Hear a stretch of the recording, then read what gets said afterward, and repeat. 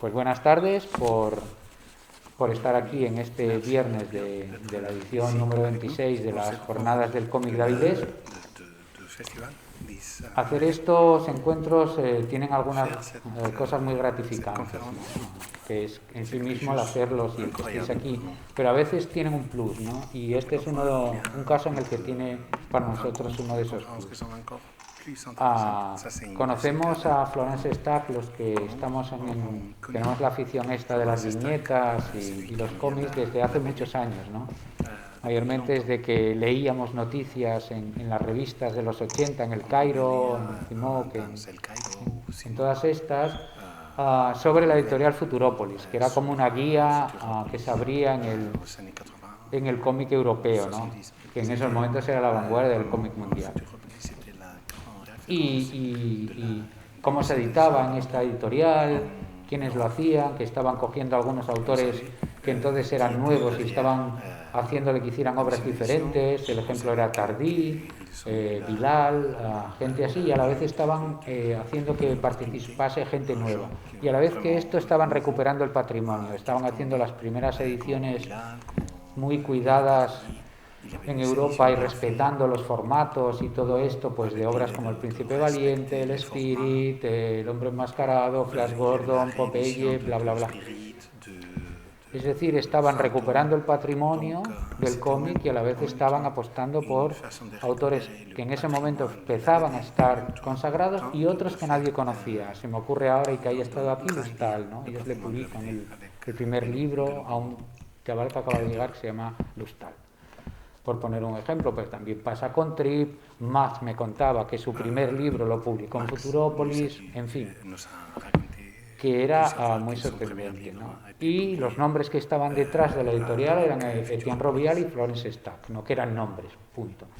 Desde Stack sabíamos que además que ellos eran diseñadores, ella era también dibujante, hacía muchos de los dibujos que acompañaban sus ediciones, y estaban creando una nueva imagen para el cómic y estaban editando cómics de una forma muy especial.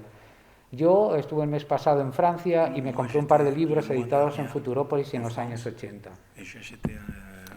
En una librería de segunda mano me los compré,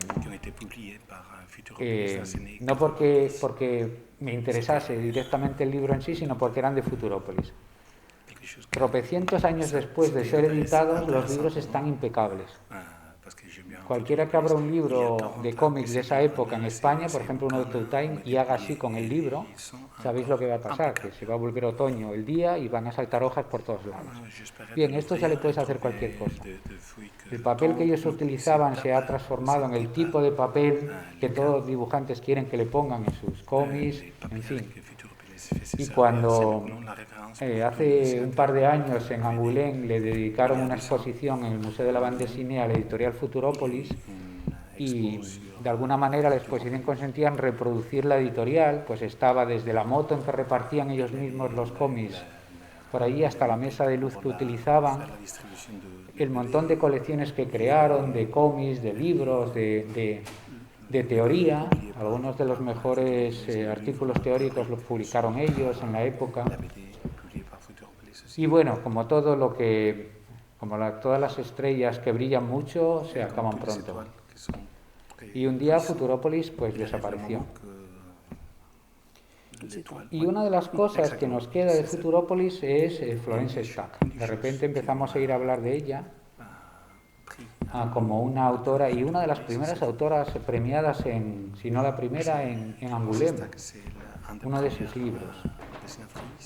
Y se convirtió en una autora muy reconocida, muy seguida y de mucha importancia en Francia. Y era una espinita clavada que teníamos algunos de que en España no estaba. Y cuando de repente apareció uno de sus libros que se llamaba la verdadera historia de Futurópolis, que era contar la historia bien contada de esto que yo os he estado tratando de hacer un resumen, con todas las interioridades, y muy divertida además. Jaume Baquer y yo, que tenemos el vicio de algunas cosas francesas, le empezamos a tratar de comer el coco al editor Vicente García de que tenía que editar ese libro. Y bueno, yo supongo que la primera vez que se lo diríamos, diría, ya están estos dos. Y tal, pero debe ser que hemos sido muy insistentes, porque hemos conseguido que lo publique. Uno de los libros más importantes que se van a haber editado en España este año de cómic es este. Inciso, la editorial Dolmen está editando los mejores libros extranjeros para leer que os podéis leer en cómic en los últimos años. El Cosey, que es maravilloso, el Shaking del X, estos son cómics, son los mejores que hay. Y el monstruo. Se acabó el inciso. Y bueno, el libro está aquí ya y Florence está con nosotros porque ha tenido la enorme amabilidad de, cuando le hemos llamado con su primer libro español, venir. Bueno, esto era el prólogo gigantesco que, como decía Cervantes, Dios nos libre de prólogos largos. Florence, eres la primera vez como autora que estás en España y siempre hacemos las mismas preguntas típicas y tópicas cuando es la primera vez que estás en las jornadas. Que es, bueno, cuéntanos un poco cómo empezaste a ser lectora y luego cómo serías dibujante de cómics, cómo y por qué.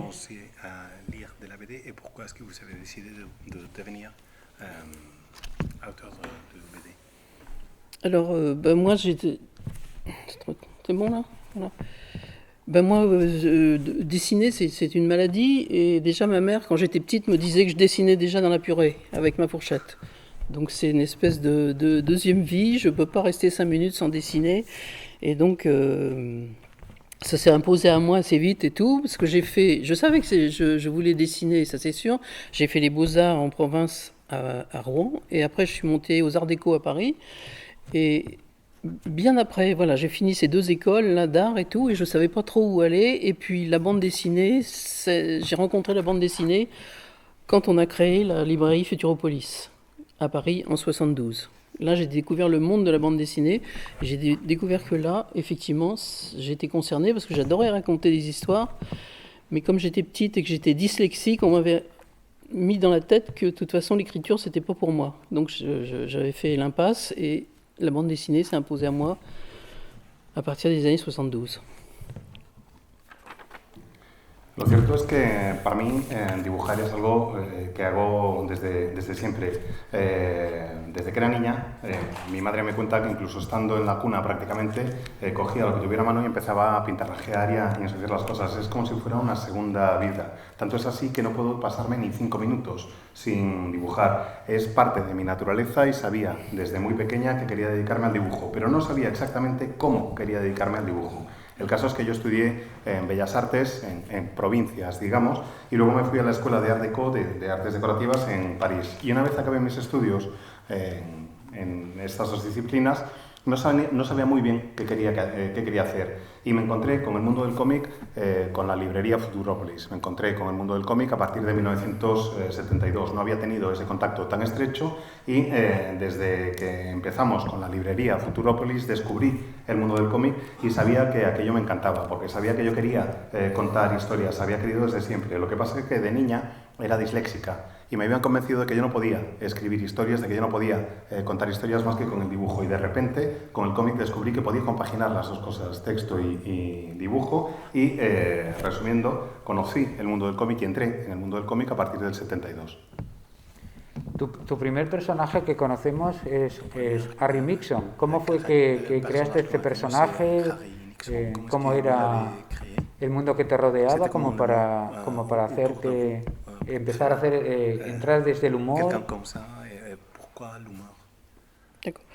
Donc oui, le Harry Nixon, c'est devenu la mascotte des éditions Futuropolis. Alors c'était une espèce de Mickey à qui on a coupé les oreilles, on a mis un béret pour être français, puis des pantoufles. Voilà. Donc c'est un Mickey transformé à la française. Et donc c'est devenu la mascotte de Futuropolis. Et j'ai commencé mes premières aventures dans les journaux à l'époque, c'est-à-dire Métal Hurlant, À Suivre, Pilote et tout, avec ce personnage. On m'a demandé de faire des petites histoires comme ça à gauche à droite, et c'est comme ça que je me suis lancé. Et ma première bande dessinée que j'ai faite, c'est dans un journal qui s'appelait Anana, qui était un des premiers journaux pour les femmes, fait par des femmes. Bon, il y a eu 8 numéros, c'est pas beaucoup, mais voilà, c'est comme ça que j'ai commencé. Pues lo cierto es que Harry Mixon era como la mascota o el símbolo de Futurópolis. Y era una versión afrancesada de Mickey Mouse. Básicamente era Mickey Mouse al que le cortas las orejas, le pones una boina y ya está, francés, ya lo tenemos gabachizado. El caso es que empecé a escribir y a dibujar las primeras aventuras del personaje, que era la mascota de la editorial, y empecé a publicarlas en revistas como Metal Hurlant, como Pilot, como Asuir. Y me encontré con que me pedían historias cortas a diestro y siniestro. Y yo encantada. De todas formas, mi primera publicación fue en la revista Alala, que es algo que me encantó, que me gustó muchísimo, porque era una revista hecha por mujeres para mujeres. Solo fueron 8 números, los que tuvieron una vida muy larga, pero estoy muy satisfecha de haber podido participar en ella. Mucha de tu obra posterior es bastante autobiográfica, o por lo menos lo parece. Como tu obra es muy amplia, habíamos pensado que lo mejor sería pues hablar de algunos de los libros que nos parecen más significativos de los que has hecho, ¿no? Y acabamos hablando, si te parece, del libro de la historia de Futurópolis.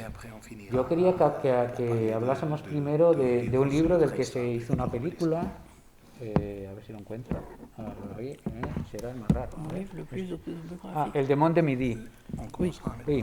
El Demon de Midi cuenta un poco también una historia que también se contará de alguna manera en la historia de Futurópolis. Cuéntanos un poco del Demon de Midi, por qué decides hacerlo, cómo fue la historia, qué pasó luego con la película, todo esto un poco. Alors, le démon de midi, eh ben, ça arrive à beaucoup de femmes à l'âge de 40 ans, milieu de la vie, quoi. C'est pour ça qu'on dit le démon de midi. Et donc, c'est ce qui m'est arrivé après 25 ans de vie commune avec Étienne Robial, qui était mon compagnon de l'époque et avec qui j'ai créé Futurópolis, et qui est parti comme ça du jour au lendemain. Mais c'est souvent comme ça d'ailleurs les histoires de séparation. Il est parti du jour au lendemain pour une plus jeune, une plus fraîche, voilà. Et donc voilà, ça m'a fait du bien de pouvoir poser cette histoire. Alors moi je vais pas chez le psy, mais je fais des albums de bande dessinée quand j'ai des problèmes à raconter tout ça, et je me suis aperçu que ça concernait beaucoup de femmes. Et justement cette histoire, ça a été repris au théâtre par Michel Bernier, qui est monté sur scène pendant 4 ans, et après ça a fait un film et tout. Et donc je pense qu'on raconte bien que ce qu'on connaît bien, quoi. Pues el caso es que Le Démon de Midi es algo que le ocurre a muchas mujeres cuando llegan a la cuarentena, más o menos, a la mitad de la vida. En mi caso lo que ocurrió al llegar a los 40 y algo es que llevaba 25 años con mi compañero, con Étienne Robial, con quien había creado precisamente Futurópolis también. Era mi pareja, y al llegar a la cuarentena más o menos me sucedió lo que le sucede a muchas mujeres, y es que de la noche a la mañana me cambió por una más joven, por una que le parecía más fresca. Y yo, en lugar de ir al psicólogo o de ir a terapia, lo que hice fue lo que he hecho en multitud de ocasiones en mi vida, que es contar mis problemas o verter mis problemas en las páginas de un cómic. Y me di cuenta, según creaba Le Démon de Midi, que es algo que le sucede a muchas mujeres, que muchas habían pasado por un caso semejante al mío. El caso es que el cómic funcionó bastante bien y tuvo, antes de la adaptación cinematográfica, una adaptación al teatro que la hizo Michel Bernier, y fue durante 4 años, se estuvo representando la obra, y luego, después de que hubiera esta representación de la obra durante 4 años, pasamos a la adaptación cinematográfica. Y una pregunta a Florence. Este libro está publicado en Dargaud, que es una de las grandes editoriales francesas. Pero de alguna manera tú comenzaste en una editorial independiente, que era Futurópolis, haciendo ese tipo de cosas. Harry Mixon, luego Ananá, que bueno, es una revista fundamental, pero también es una revista que tuvo una vida muy breve. ¿Te fue fácil llegar a una editorial con tu peculiar estilo de dibujo, llegar a una editorial como Dargaud? ¿Cómo fue ese proceso?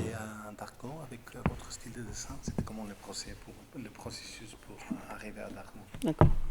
Oui, j'ai commencé donc mes premières bandes dessinées à Futurópolis, une maison complètement indépendante. Ceci dit, Futurópolis, on savait tout faire du carton à dessin, de l'auteur jusque chez le libraire. Parce que, effectivement, comme au début on a fait des livres invendables, trop grands, trop chers, en noir et blanc, tristes à mourir et que les gens ne voulaient pas, on a créé notre propre zone de diffusion. Donc je sais tout faire du début jusqu'à la fin. Et donc, quand Futuropolis s'est arrêté, quand on s'est séparés, je me suis dit, maintenant je vais faire l'auteur à part entière. Donc j'ai fait l'auteur à part entière. Et heureusement, à cette époque-là, j'ai rencontré un monsieur qui travaillait chez Dargaud, qui s'appelait Guy Vidal, qui est maintenant effectivement décédé, mais qui m'a tout de suite dit, je te signe le contrat, si tu me fais le démon de midi, je te signe le contrat et on y va, quoi. Et donc il m'a donné carte blanche. Il y a quand même beaucoup de gens qui m'ont aidé à faire cet album et tout, dont Jean Telet, dont quelques amis et tout. Et donc c'est comme ça que j'ai pu un peu sortir du trou. Voilà. Pues mis primeros cómics los publiqué en Futuropolis, que efectivamente era una editorial independiente y era una editorial en la que teníamos que hacer absolutamente de todo y en la que sabíamos hacer absolutamente de todo. Éramos desde autores hasta libreros, todos los pasos de la cadena. Cuando empezamos a publicar Futuropolis eran libros tan grandes, en un formato tan raro, tan tristes y en blanco y negro que no los quería nadie. Entonces tuvimos que crear hasta nuestra propia red de distribución, hasta nuestra propia distribuidora. Así que sabíamos hacer de todo, desde crear el cómic hasta llevarlo a la librería. Y el caso es que cuando nos separamos, pues Futuropolis se fue al traste y yo decidí convertirme en autora a tiempo completo. Y para convertirme en autora a tiempo completo tuve muchísima suerte, porque conocí a alguna gente en Dargaud y uno de ellos, una de las personas a las que conocía, se llamaba Guy Vidal, que ahora ya por desgracia ha fallecido. Pero cuando le conté el proyecto me dijo, perfecto, adelante, yo te firmo el contrato y tú tira para adelante y haz Le Démon de Midi. Y fue gracias a él y gracias a otra gente que me ayudó que conseguí reunir los ánimos para crear la obra, y esa obra en realidad pues me sirvió para salir del agujero. Creo que es por esta época más o menos, quizá me equivoque en años, pero recuerdo que las autoras de cómic en aquel momento en Francia más conocidas, y creo que ahí estabas tú también, Claire Bertrecher, Chantal Montelier, Jean Pouchol, creo, tú misma hicisteis un manifiesto que publicó Le Monde contra la deriva machista y sexista que estaba tomando la bande dessinée francesa. Que tuvo mucha repercusión porque tuvo mucha contestación. Y ¿qué recuerdas de aquella época? Y de manifeste qu'on avait produit. Sí, que ahora es más normal, pero que entonces no era tan normal, ¿no?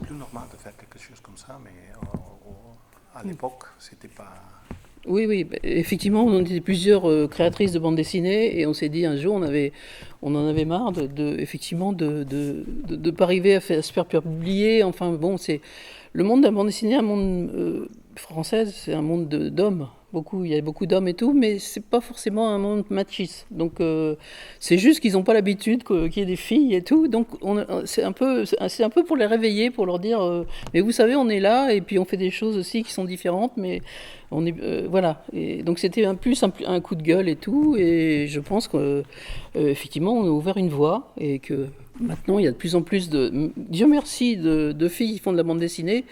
Mais je pense que aussi c'est un problème d'éducation, parce que comme moi, quand j'étais petite, par exemple, on ne m'offrait jamais de bande dessinée. On en offrait toujours à mon frère et tout. Moi, il fallait plutôt que j'apprenne à tenir une maison, à faire de la couture, enfin s'occuper des enfants. Mais donc les filles sont parties en retard par rapport à la bande dessinée, mais voilà, Dieu merci, maintenant, on rattrape le retard.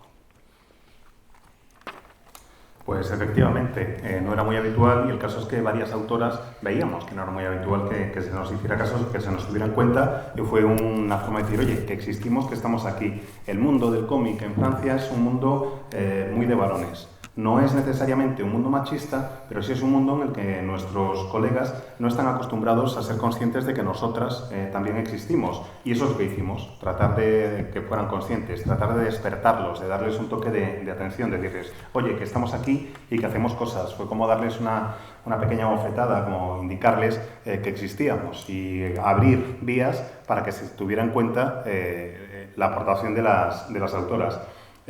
Creo, además, de que uno de los problemas que teníamos no era solo que fuéramos relativamente pocas autoras, sino que había una cuestión de educación ya de base, que era la que nos llevaba a encontrarnos en esa situación.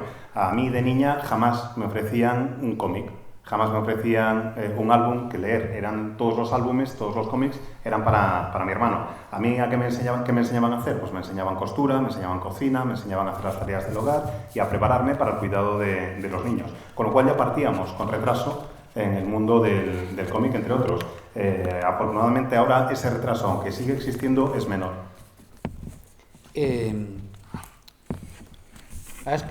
Has esquivado la pregunta de qué te parece la película que hicieron del Demon de Midi. Una cosa, no sé,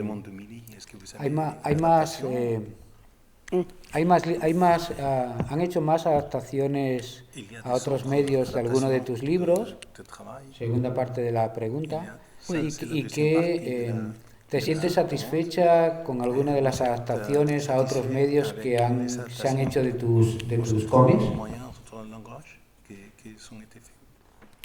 Alors, Le Démon de Midi, c'est d'abord une pièce de théâtre. Donc, c'est une actrice française qui s'appelle Michèle Bernier, qui était seule sur scène et qui a fait une pièce à partir de mon album. Et la pièce de théâtre était formidable. Elle était vraiment formidable. Elle avait tout compris l'esprit du livre. Par contre, le film, c'est beaucoup moins bien parce que un film, c'est pas une pièce de théâtre, c'est autre chose et tout. Et j'ai de toute façon pas participé à l'écriture de tout ça parce que c'est trop compliqué pour moi. Moi, je sais faire de la bande dessinée, je sais pas faire de cinéma, je sais pas faire du théâtre, donc j'ai délégué et tout, et j'ai pas suivi de près. Alors par contre, avec Daniel Pénac, on a fait un album récemment qui s'appelle Un amour exemplaire, où c'est lui qui raconte l'histoire et moi qui l'ai dessiné, et on a adapté tous les deux une pièce de théâtre, on l'a construite tous les deux, cette pièce de théâtre, où on est tous les deux sur scène, c'est-à-dire Pénac raconte l'histoire verbalement, moi j'ai une table sur la scène et tout, je tourne le dos au public, il y a une caméra au-dessus de moi, mais mes dessins sont projetés au fond de la scène. Et ça fonctionne super bien, et c'était un peu la première fois qu'on a fait adapter comme ça vraiment une bande dessinée de A à Z sur scène et tout, et ça fonctionnait très bien, et on continue d'ailleurs cette pièce qu'on va reprendre maintenant, bientôt.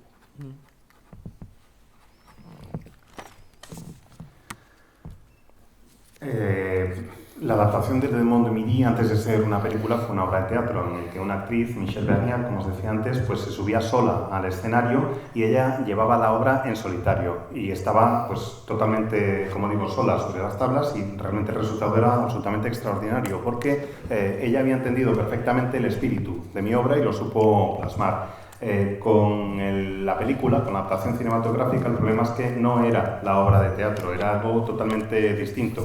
Además, en ninguno de los dos casos, ni en la obra de teatro ni en la peli, pude participar yo en la escritura del guión. Pero no pude participar en la escritura del guión porque lo que yo sé hacer es cómic, no sé hacer realmente teatro ni adaptación cinematográfica. Tuve que delegar y el resultado, sobre todo en la adaptación cinematográfica, pues no fue exactamente el que yo hubiera deseado.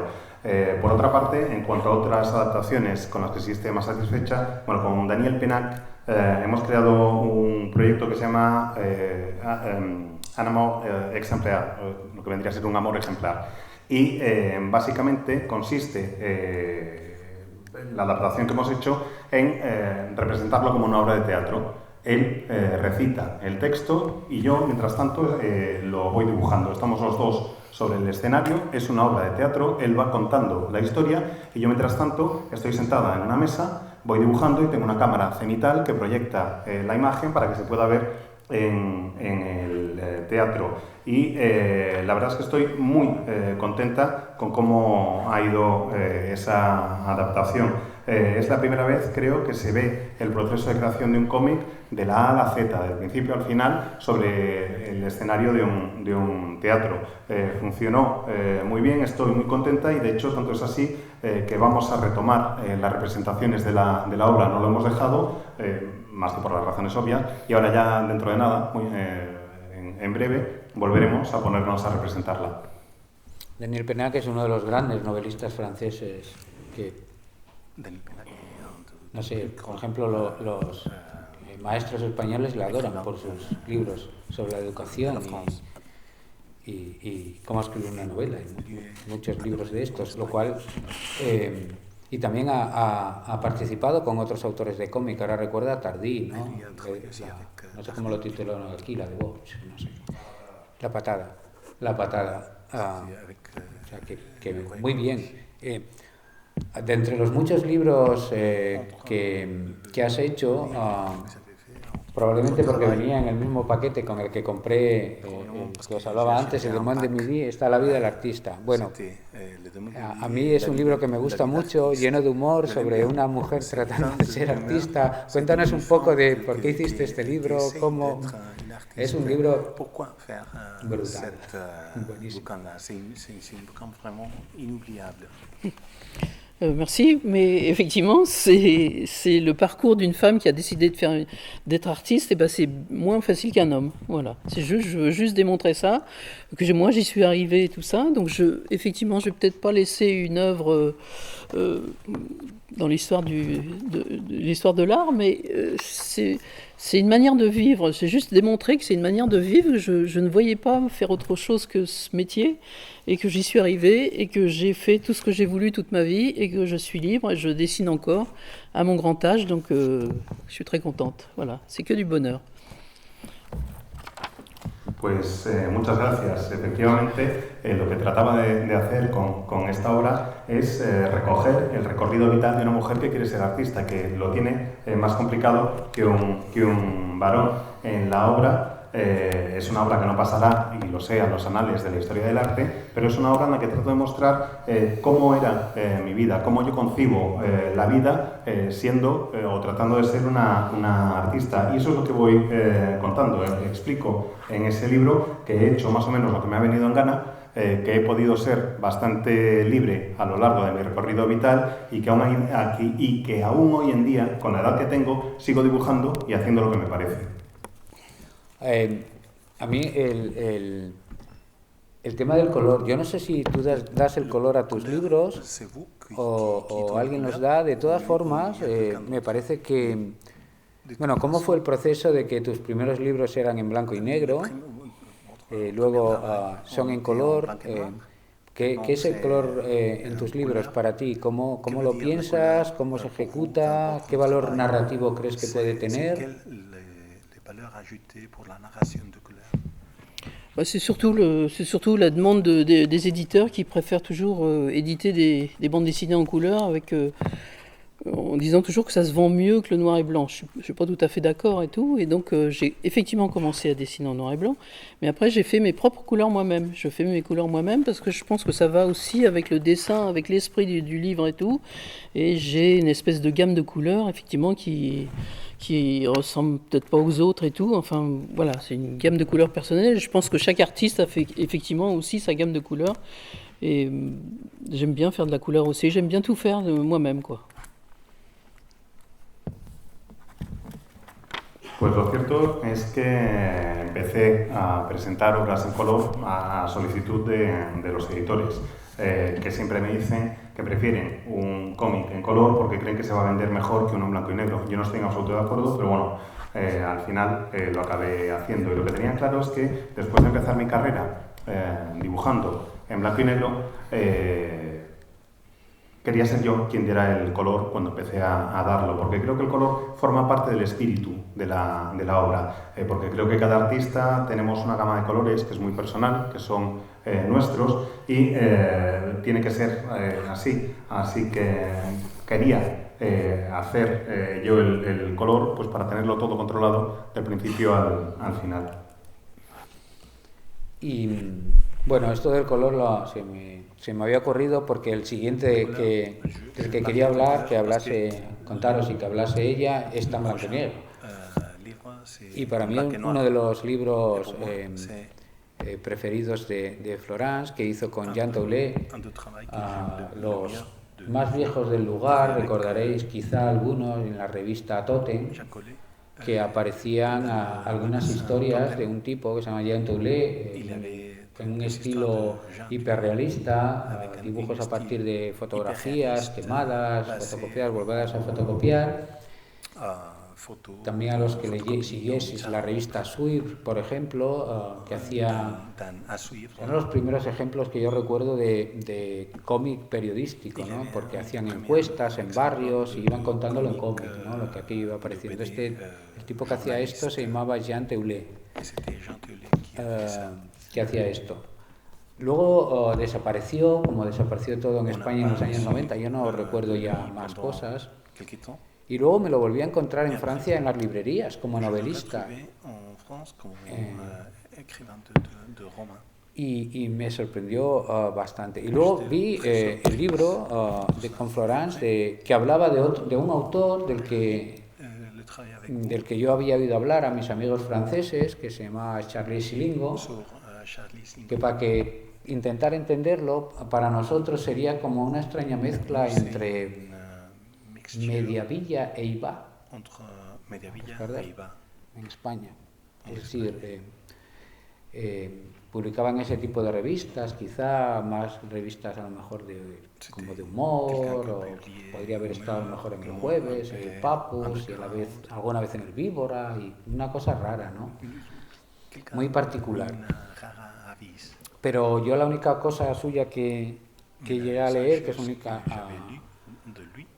que me comprase, que es un libro que reeditó la asociación, la editorial francesa, no entendí nada directamente. Es como si un extranjero se hubiera puesto a leer Iba, o yo que sé, o Almacoqui. Aunque sepa español no entiende nada de lo que allí están diciendo. Es especial, Florence. Y entonces, bueno, yo había oído leyendas, ¿no? del tipo este. Y cuando vi el libro, que se llama Querría suicidarme, lo que pasa es que no tengo tiempo, que es el título del libro, y entonces se habían unido Florence y Jean Teulet para hacerlo, y es la vida de este dibujante, de este autor de cómic, que es como un desastre vital total, o sea, es de padres con posibilidades y él decide ser la oveja negra y en lugar de abogado lo que le toca ser quiere ser dibujante de cómics. Y como dice en la segunda parte de Kids Comics, Howard Chaykin de sí mismo, una cosa es querer hacer una gran obra y otra tener la capacidad para hacerlo. Pues un poco así era era Silingo, ¿no? Este es un libro maravilloso y es un libro que cuenta la humanidad, y lo bueno y lo malo que tenemos, y los amigos y los no amigos. Es una obra maestra que yo no sé, quedas enamorado de la personalidad desastrosa de Silingo. Y por otro lado, de la capacidad que han tenido Jean y Florence de hacerlo. Quería que nos contaseis algo, Florence, de cómo fue que os reunisteis, Jean Teulet y tú, cómo fue que decidisteis, bueno, vamos a contar la vida de Silingo, al que todos queríamos, pero era como era, y sin embargo este tipo que está siempre con chicas, y cómo, primero, porque me estoy liando, ¿cómo fue que os juntasteis para hacer la vida? ¿Cómo decidisteis hacer la vida de Silingo? Y luego, ¿cómo fue todo este proceso de trabajo conjunto para lograr hacer esta obra? Alors, c'est venu justement dans la véritable histoire de Futuropolis que j'ai publiée avant. Il y a un passage où je parle de Charlie Schlingo et j'ai juste mis une case comme ça en disant Charlie Schlingo, il faudrait faire un album de bande dessinée sur sa vie. Et quand Jean Teulet a lu ça, il m'a dit on le fait. Voilà, donc on le fait. Pas plus compliqué. Moi, je l'ai bien connu, Charlie, parce que je l'ai édité, j'étais éditrice et tout. Et Jean aussi l'a bien connu parce que on a passé quelques soirées bien abreuvés ensemble et tout, on s'est bien connus. Et donc, voilà, on est parti comme ça. Donc, on a proposé ça à Dargaud qui a fait La vie de Schlingo en bande dessinée. Oui, non, bon... Ils ont fait un petit tirage au début, puis après ça a bien marché quand même. Et donc Charlie Schlingo, c'est le Toulouse-Lautrec de la bande dessinée, quoi. C'était un espèce de mec tout tordu qui avait eu la polio, qui avançait en boitant et tout, qui a beaucoup bu, qui s'est suicidé presque avec l'alcool et tout, mais en même temps c'était un espèce de poète fou, comme on n'en croise pas deux fois dans sa vie, quoi. C'est vraiment un être unique et je trouve que Ça nous a fait plaisir tous les deux de lui rendre hommage et ce bouquin a très bien marché par la suite. Ça a été réimprimé plusieurs fois parce que c'est la vie d'un artiste, quoi. C'est la vie d'un artiste, c'est la vie d'un artiste de bande dessinée qui ressemble à rien d'autre, quoi. Et tout ce qui est raconté dans cet album est vrai, bien sûr. Et par exemple, on a rencontré ses parents, on était chez ses parents, et donc c'est leur fils unique. Et donc on arrive chez eux, il n'y a pas un bouquin de Charlie Shingo, pas une photo, rien du tout et tout. Et donc on commence à parler et tout ça. Et puis Jean demande d'aller aux toilettes, il va aux toilettes et tout, et il ressort des toilettes, il me dit va aux toilettes parce que là ça vaut le coup. Et toute l'œuvre et les bouquins et les originaux de Charlie Shingo étaient dans les toilettes des parents. Donc ça veut tout dire. Vous voyez, voilà. Donc c'est pas facile.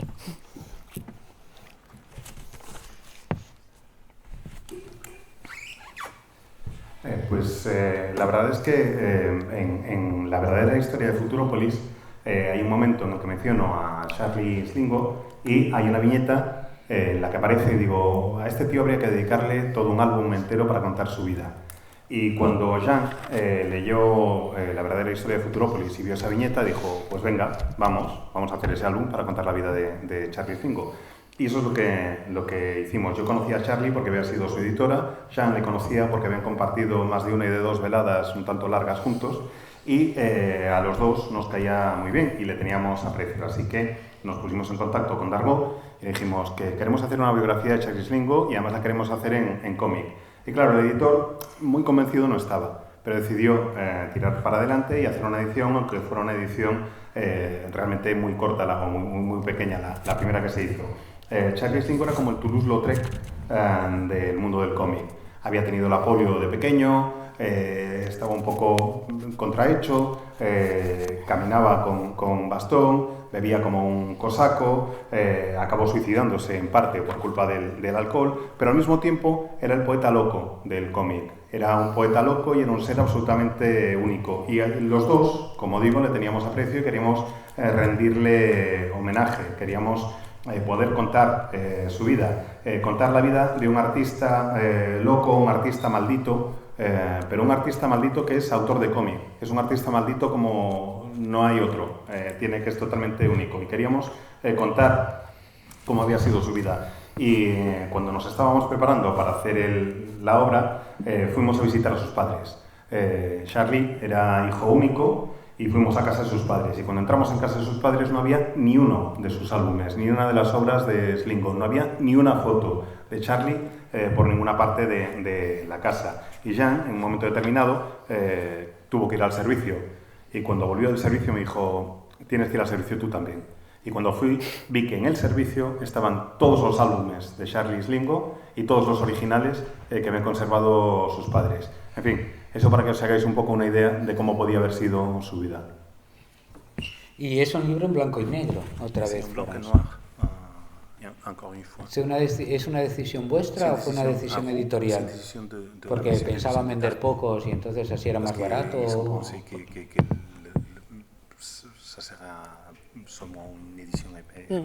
Non, c'est nous. Effectivement, c'est une décision de Jean et moi. On voulait le faire en noir et blanc. Enfin, il y a un peu de gris. Il y a noir et un peu de gris. Voilà. Parce que ça allait bien avec le personnage, ça va bien avec l'ambiance de l'histoire. En couleur, ça aurait été beaucoup moins bien, quoi, je pense. Et donc, non, on a décidé ça. Voilà. ¿Y cómo hiciste? Fue una decisión. Perdón. Fue una decisión nuestra. Básicamente lo decidimos Jean y yo hacerlo en blanco y negro con un poquito de gris, porque era ese, el ambiente de la historia le pegaba a lo que queríamos contar y hacerlo en color no hubiera funcionado. ¿Qué partes, cómo lo hicisteis? ¿Entrevistasteis a sus amigos? ¿Utilizasteis vuestros recuerdos?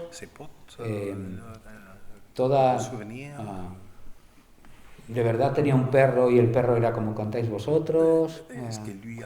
¿Qué parte es leyenda? ¿Qué parte es real? ¿Cómo fue el trabajo de esto lo ponemos, esto no lo ponemos? Ah ben, on n'a pas tout raconté parce qu'il y a des histoires encore plus horribles qui sont pas dans le bouquin, mais c'était trop dur à raconter. Mais tout est vrai, on a rencontré ses parents, on a rencontré ses copains, on a des souvenirs ensemble et tout, on a interviewé tous les gens qui tournaient autour. Le chien était toujours vivant, donc il nous a raconté aussi le chien, sa copine et tout, enfin tout voilà. Et donc avec Jean, on a construit l'histoire et Jean, au début, dans son scénario, il partait très vite. C'est un scénario qui va très vite, mais c'est un peu comme sa vie. Au début, je lui dis, mais attends, là, on va perdre le lecteur et tout, il va pas comprendre, tu passes d'une case à l'autre comme ça, sans prévenir ni rien, le lecteur va être perdu. Il dit, mais non, mais t'en fais pas, on écrit tout vite, comme la vie de Charlie Schlingo. Et c'est ça qui fonctionne très bien dans ce livre, c'est que ça va à 100 à l'heure, comme le personnage, quoi.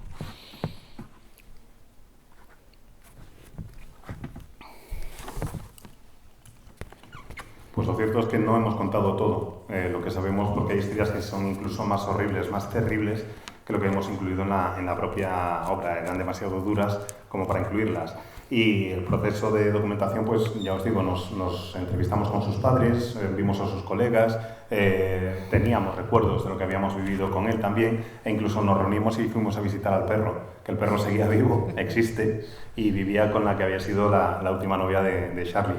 Y bueno, lo que queríamos era contar la verdadera historia que habíamos vivido con él y lo que habíamos ido descubriendo. El guión es un guión que va muy rápido, es un guión que va sin pausa, como había sido la vida del propio Charlie. De hecho, hubo un momento que le dije a Jean, vamos a perder lectores, porque me pasas de una viñeta a otra, cambiando de tema, sin solución de continuidad, y va a haber gente que se quede perdida sin saber exactamente lo que está ocurriendo. Esto habría que cambiarlo. Y Jean me dijo, no, de eso nada, porque lo estamos contando tal como fue la vida de Charlie, porque él vivía así, y en el fondo me he dado cuenta de que tenía razón, que funciona, porque así es como había vivido Charlie la vida y porque así es como era el personaje. Y dos preguntas más sobre el álbum. Una era, ¿de verdad tenía tantas novias como parece aquí que tenía? ¿Se ajustaba tanto a las chicas? De copines, tant de copines como est-ce qu'on voit là? Oui, bien sûr, il y avait une fiancée et tout, justement, qui était d'accord, qui nous a raconté sa vie avec lui et tout ça. Et quand le bouquin était fait, elle a dit non, je veux plus apparaître dans le bouquin. Nous a menacé d'un procès. Et donc c'est pour ça que j'ai repris le personnage qui est son personnage Josette d'Orchange, que j'ai repris de sa bande dessinée à Schlingo pour pas nommer sa copine de l'époque qui allait nous faire un procès au dernier moment. Sí, era así, y de hecho tenía un montón de novias y llegó a tener también una prometida. Y fuimos a hablar con ella, nos contó cómo había sido la vida con él y luego se arrepintió y nos dijo que no podíamos incluirla en el libro, que como la incluyéramos que nos denunciaba. Entonces, para evitar denuncias, retomé uno de los personajes de Charlie, Josette, y la incluí en el cómic para así evitar nombrar a aquella novia. Y la otra pregunta es, ¿cómo fue recibida la obra? Por la gente que la conocía, por los... en fin, y si al final la obra funcionó en el mercado. Oui, les gens ont bien reconnu le personnage, l'humain qu'il y a là-dedans. Tout le monde était assez d'accord, effectivement. Et ça s'est très bien vendu parce que Dargaud, ils l'ont réimprimé 3 fois, je pense. Et donc, ils étaient surpris eux-mêmes, mais... c'est tellement une histoire humaine, c'est tellement, je veux dire, au début on rigole et puis à la fin ça pique les yeux, quoi. C'est une histoire bouleversante quand même et c'est une belle histoire et ça a très bien fonctionné, quoi.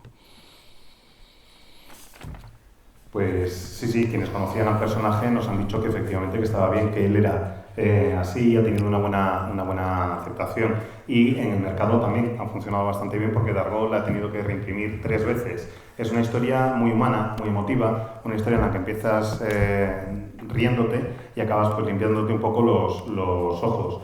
Ha tenido muy buena aceptación y realmente es una historia que ha funcionado.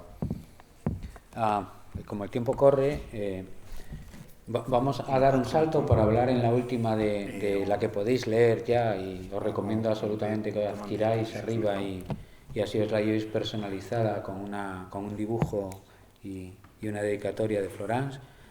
La última, que el libro de Florence también es autobiográfico, se llama Un papá, una mamá, una familia formidable, la mía. Y es muy divertido. Yo me lo he podido leer gracias a que La fiera de Jaume Baquer se lo tenía ya, ¿no? Y entonces yo he aprovechado para leérmelo estas noches.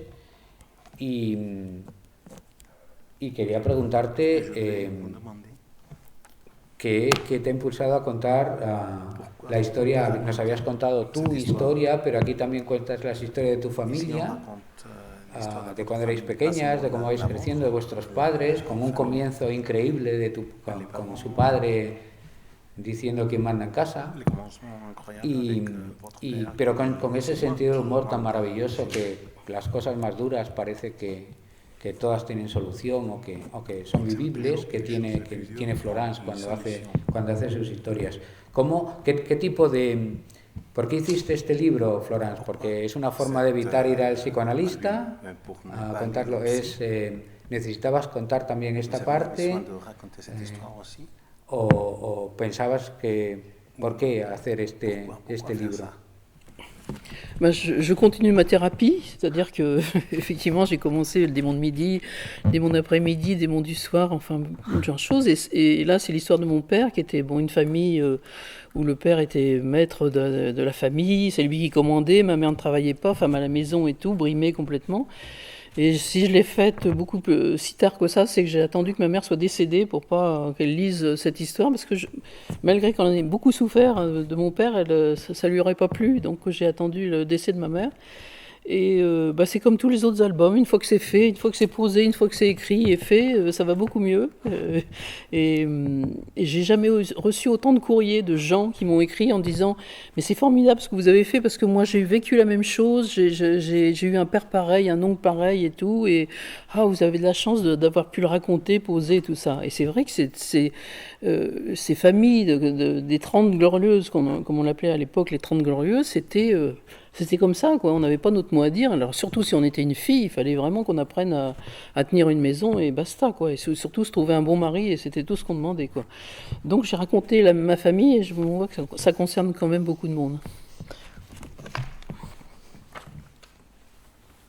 Pues es que una vez empecé con la terapia con Le Démon de Midi, o sea, el demonio de mediodía, pues decir, pues vamos a seguir con los demonios y vamos a hacer el de la tarde, el de la noche y el que caiga. Y efectivamente conté la historia de mi familia, y mi padre era así. Mi padre era el que mandaba en casa, era el pater familia, el jefe de la familia, y el que llevaba los cantantes. A mi madre la relegaron a quedarse en casa y a llevar las tareas del hogar. Y es tal cual lo cuento en el álbum. Lo que pasa que tardé un poco en publicarlo porque no quería contar esta historia mientras mi madre siguiera viva. Aunque mi padre nos hizo sufrir muchísimo, yo sabía que a mi madre le iba a doler si veía un álbum así, y esperé a que ella no estuviera para poder contar la historia. Y una vez empecé a contar la historia, pues como en cada álbum, primero hice el guión, lo escribí, lo dibujé y funcionó. Y funcionó tanto que nunca había recibido tantos correos de gente diciéndome: es increíble, yo he vivido algo semejante, mi padre era igual que el tuyo, hasta eran tocayos y todo. Es una suerte que hayas podido contar esto y que lo hayamos podido ver reflejado así. Era lo que se consideran las familias tradicionales. Eso es lo que había que hacer: el hombre a trabajar y la mujer en casa. Y para mucha gente de mi época fue eso lo que habíamos vivido, y conocían situaciones semejantes. En la contra del libro hay una viñeta que me parece que refleja, bueno, todo el libro. Es muy divertida, es con ese maravilloso dibujo que tiene Florence. El padre está diciendo: me petagas de chat, que bueno, reduciendo en mierda, ¿por qué yo he hecho unos niños tan inútiles? Y la madre tiene la cara de circunstancias que pone ante el cabreo del padre. Me parece que resume el libro perfectamente. Es muy divertido, es capaz de... Es la parte del humor, ¿no?, que lo salva todo, que salva lo peor de todo. Y Y probablemente sí, claro, cualquiera se verá reflejado alguna parte de su familia en este libro, es decir, hay para todos. Y bueno, ya nos has dicho que ha sido muy bien recibido. ¿Y tienes pensado continuar con esta especie de striptease vital y sentimental? Non, le prochain, c'est une bande dessinée érotique. Voilà, mais une bande dessinée érotique vue par une femme, parce que c'est pas effectivement l'apanage des garçons de faire des bandes dessinées érotiques, et donc c'est un mode d'expression que j'avais pas encore abordé. Donc voilà, le prochain, ça sera une bande dessinée de cul dans une collection qui s'appelle BDQ d'ailleurs, voilà, et qui paraît au mois de janvier. Bueno, en cuanto a lo de striptease, es que resulta que mi siguiente cómic va a ser un cómic erótico, que contado desde el punto de vista femenino. Que ya está bien esto de que el cómic erótico sea un coto de tíos nada más, también tenemos derecho. Y es un cómic contado desde el punto de vista de una mujer y que aparecerá en una serie que se llama, una colección que se llama BDQ y que verá la luz el mes de enero próximo. Wow. Bueno, ya... Perdón, y que es un medio, una forma de expresión, un género que todavía no había tocado y tenía ganas. Sí. Como ya queda poco tiempo, pues, y así no os dejo hacer preguntas, a no ser que tengáis alguna necesidad ineludible de querer saber algo que a mí no se me ocurre preguntarle, pues hablar un poco del más accesible ahora mismo para los que no lean francés, que es... la verdad, se titula igual, ¿no? La verdadera historia de Futurópolis, en español. Bueno, este libro, como os digo, debería ser de obligada lectura a cualquiera que pretenda introducirse como lector o autor en el cómic. Si el cómic tuviera memoria, que no la tiene, tiene ideología pero no tiene memoria, algunos cómics deberían ser leídos por cualquiera que tenga la más mínima intención de coger un lápiz y un teclado y hacer algo. Que es lo que sucede, por ejemplo, con la literatura, que desde que eres pequeñito te obligan a estudiarla en el cole. Pues yo creo que este debería ser lectura obligatoria en el bachillerato y eso. Porque cuenta... En realidad Futurópolis cambió el cómic en Europa, cambió la forma de mirarlo, la forma de enfocarlo, y lo cambió casi todo. Y yo he oído hablar de la historia, gente que estuvo allí, como Edmond Duan, por ejemplo, que alguna vez nos contó en las veces que han dado por aquí o por la Semana Negra, siempre nos hablaba de Futurópolis, también en sus libros hablaba de ello. Y todos escuchamos hablar de que fue la primera editorial que puso al autor por delante de la historia, del título. El libro se llamaba Tardy, o se llamaba Moebius, o se llamaba Chantal Montelier, y abajo si había título lo ponía.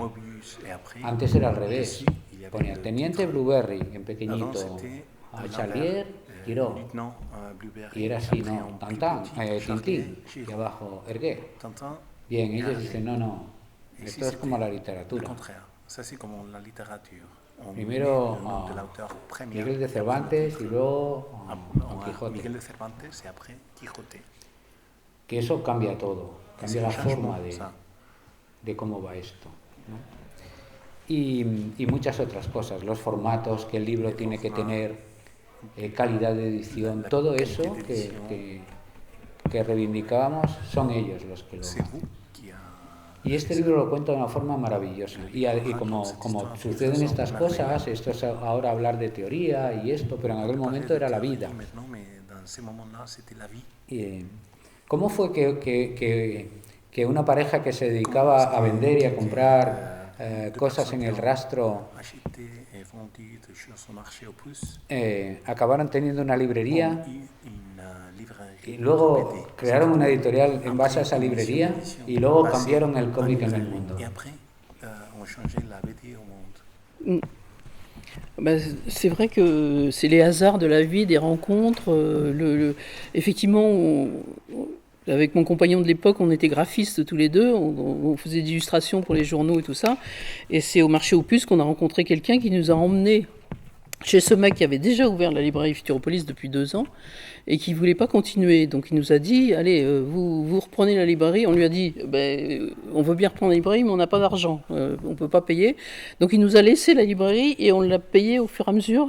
On a repris en compte et on l'a payé au fur et à mesure. Et puis après, la maison d'édition, c'est venu bien après. 5 ans après, on s'est dit, vendre des bandes dessinées, c'est rigolo, mais ça va 5 minutes. Et donc notre but, c'était quand même de faire de l'édition. Et je crois qu'on était bon effectivement pour faire des livres, mais par contre, pour ce qui est de la finance et tout ça, on a été très mauvais. Donc on a fini par se ramasser, mais on a mené notre rêve jusqu'au bout. Et puis bon, c'est une aventure humaine formidable, c'est-à-dire j'ai rencontré des gens extraordinaires, des artistes et tout, comme jamais j'en rencontrerai. Et puis une maison d'édition, c'est comme une famille. C'est-à-dire que moi j'étais la maman, mon compagnon était le papa, et puis vous vous occupez de vos enfants, et puis vous les faites grandir et tout. Baudouin est arrivé avec son carton à dessin, et il est venu en train de Nice, il habitait à Nice, il n'a pas payé son voyage, il est venu en fraude et tout, et puis on a fait un album, 2 albums, et puis ça a commencé à marcher au bout du 10e album, mais quand vous aimez les gens, quand vous sentez qu'ils ont quelque chose dans le ventre et tout, il faut y aller, quoi. Et donc c'est ce qu'on a fait. Et c'est vrai qu'on a la notion d'auteur, c'est nous qui l'avons lancée et qu'on nous traitait de fous à l'époque. Hein. Vraiment, on faisait des grands albums, le format 30-40. Alors on faisait 30-40, c'est le maximum que la machine pouvait prendre en taille. Et nous, ça nous plaisait parce que c'était au plus près de l'original de bande dessinée, quoi. Voilà. Et donc on partait comme ça dans des délires et on adaptait le livre à l'auteur et jamais l'auteur à la collection, quoi. Voilà. C'est là notre originalité. Mais c'est tout ça, c'était très artisanal et presque tout fait à la main, quoi.